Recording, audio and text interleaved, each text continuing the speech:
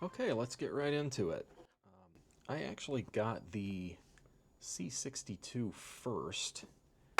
I got this as a random purchase, just an individual item from an eBay seller. It looked interesting. I did some quick Google searches, and I figured out I had to have it. So glad I did. It's pretty amazing. It has pretty odd little arrangement underneath when you're used to looking at Marklin gear. It also has the drive shaft. There's a small little dog bone drive shaft down in here that connects. The motor is in the tender, and then apparently they moved the motor out of the locomotive so they could put more weight in it. It drives pretty well. It's fairly low profile. This actually tends to cause me problems going over switches. Can cause problems going over switches. Occasionally it jumps and I might need to do a little modification to this guy. But overall, it convinced me I needed to continue my search for other Tenshodo gear in Z gauge, as they don't appear to make any anymore. What I can find out there is old existing stock, much of it from, looks like between about 2010 and about 2017-18. So the D51 is actually the second one I got. Let's get this guy out of the way. It's a bit smaller. The C62 is from, I think, 2017 or 2018, best I could tell. This is from 2011, best I can tell. I took it out of the box brand new. This came as part of a starter kit. And yeah, of course it ran like a champ right out of the box. Similar situation with this one. Probably see in there, little dog bone drive shaft. This one also runs extremely low in the front. The front bogie was actually super stiff when I took it out of the box. I had to take the screw out and do a fair amount of filing and modification to get this smooth. But since I did, it's working great now. No more problem. That's really the only issue I can call out about this one. But of course it's new. I have to break it in, and time will tell. You may also notice these have the little numbers on them, number plates.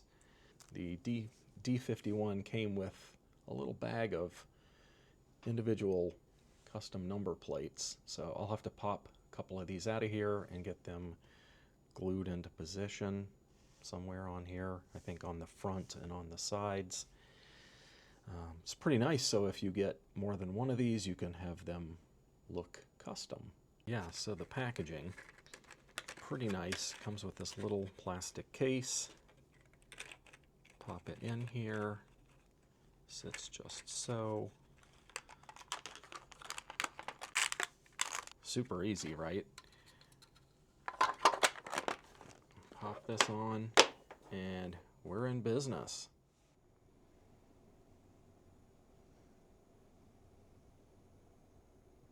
To get these things to run slow, I actually had to swap back to my small controller. The big ones just made the startup speed and the low running speed too fast, but of course with this one I don't really have the lighting.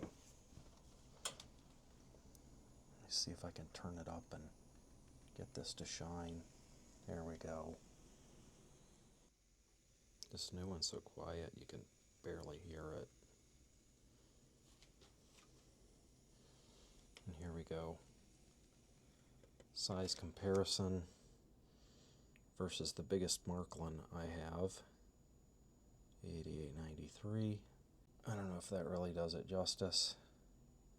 It's a bit more compact. 8893 has huge wheels.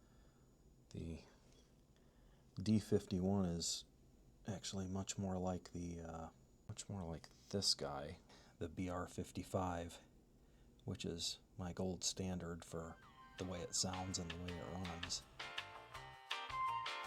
Another tip, I guess, for model railroaders. I don't know if the model railroading industry has caught on to this stuff, but I used it in other hobby industries and it is fantastic. You squeeze it on, it's clear.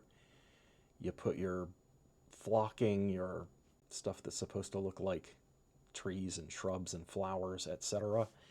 And it just sticks and it dries clear and you can't see it.